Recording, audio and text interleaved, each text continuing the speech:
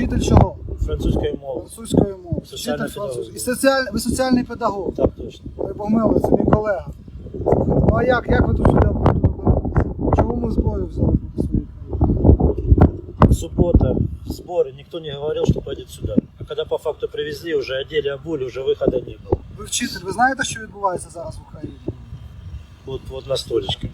На чуть-чуть, потому что информация была ноль. Ви ж вчитель, ну головою ж треба. Головой думаю. Вас як звати? Сокол Дмитрий Витальевич. Дмитрий Віталійович, ви ким працюєте?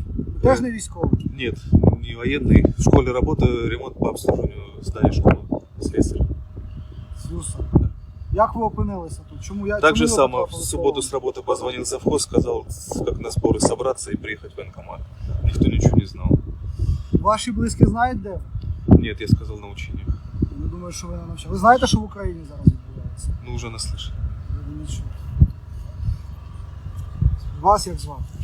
Волков Олександр Вікторович. Ви тут теж в Горлівці мешкаєте? Так, Ким ви працюєте? сторожа. Ви В сторож. техніку. В техніку. Боже, ви всі освітяни, хай Бог милує.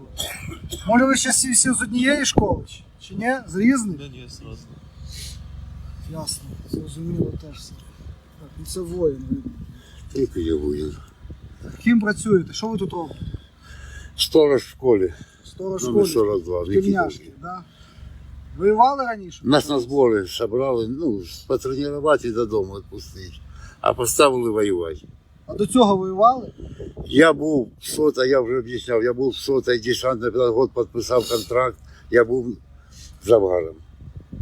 Ладно, з цим буде окремо розмова. Як вас звати? Зеренко Константин Олегович. Звідки ви родом? Город Ждановка. Жданов. Це що, це Україна зараз? Донецкая область. 30 километров. Ким ви працюєте? Водитель. Водитель де? На шахте комсомольной Ви на шахті працюєте, ви теж не військовий. Ні. Як ви опинилися тут? Чому Так же потрапили? самое вызвали на сборы. И привезли, переодели, привезли. Сказали, что на 3-5 дней.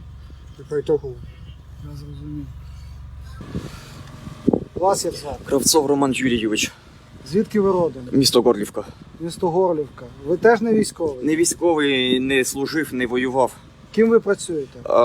Соціальним педагогом у школі. Соціальний педагог. Ні, соціальний педагог у школі. Хай Бог милує, кого не відправляють. Соціальний педагог. Українською, як говорить, не соромно проти своєї батьківщини йти. Як вас звати? Запорожець Сергій Григорович, проживаю в селищі Пантелеймонівка, міста Горлівка, не військовий, працюю в школі вчителем. Працюєте в школі вчителем. Ти подивіться, вони всі говорять, це українці, це наші. Вони м'ясо, падли, блядь, штовхають. Слів нема, блядь. Господи, вас як звати? Кайсин Роман Иванович, З ким ви працюєте? мастер производственного обучения. Це в технікумі десь? Чи? Да, училище. Ви теж, Боже, ви теж освітянин. Ви воювали раніше? Ви служили? я даже ви маєте не, військовий я не досвід? служил даже. Як ви потрапили сюди? Вас примусили? якось? Позвонили, сказали, Тобто ви прийшли по дзвонку, вас не силою не тягли? позвонили, сказали с вещами. Прийти, мы пришли и вот все. Сказали на 3 дня, на 5 дней. И вот. Це жах. Так, вас як звати?